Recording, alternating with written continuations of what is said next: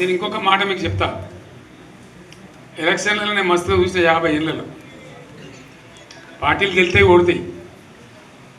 ఇంత మాయలు ఏడాది లోపలనే కాంగ్రెస్ పార్టీ దొరికితే కొడతాం రాని అంత గొప్పగా ఒక్కటే ఏడాది.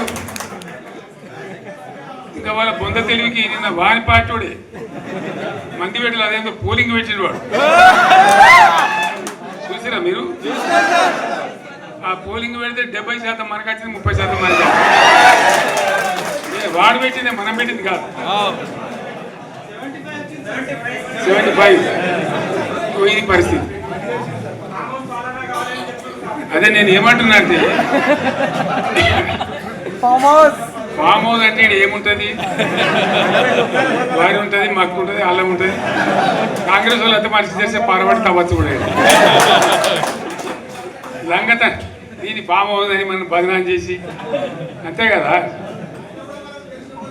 నేను ఏమంటున్నా అంటే అన్ని మబ్బులు వీడిపోయినట్టు ప్రజలకు అన్నీ తెలిసిపోతున్నాయి.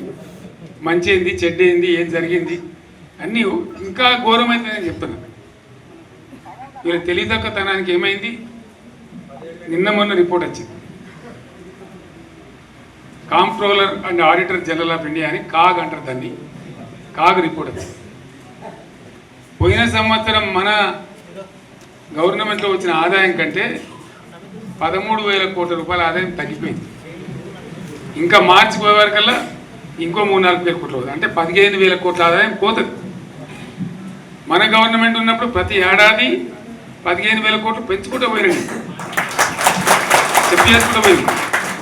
ఏడాది 10 నుంచి 15,000 కోట్ల ఆదాయం పెరిగేది మన టైంలో. అంత జాగ్రత్తగా మనం వ్యవహారం చేస్తాం. ఇలా ఉల్టా 15,000 కోట్లు పడిపోయింది. ఇంకా వాడేమిస్తాడుగా? ఇంకో ఇస్తారా? ఇంకో 4-5 నెలలు అయితే జీతాలకే కష్టమైతే ఉంటుంది. అందరు పెండింగ్ పెట్టి రిటైర్ అయిన దొరుకుతలు పైసలు మీరు చూస్తారు కదా పేపర్లలో.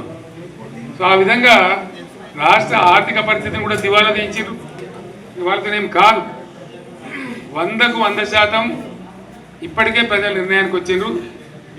డెఫినెట్గా రాబోయే గవర్నమెంట్ మనదే అని అనుమానం కూడా అవసరం లేదు.